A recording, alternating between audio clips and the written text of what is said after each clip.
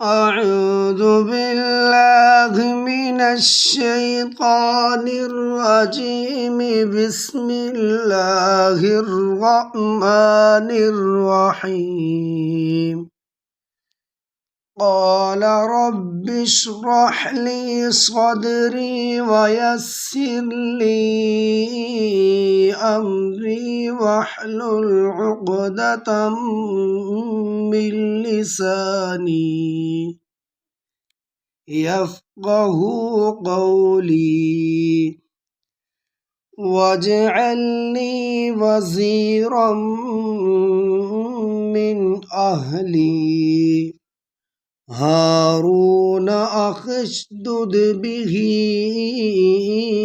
أزري وأشركه في أمري كي نسبحك كثيرا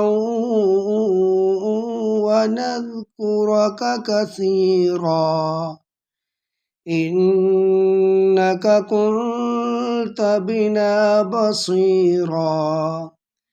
قال قد أوتيت سؤلك يا موسى ولقد مننا عليك مرة أخرى إذ أوحينا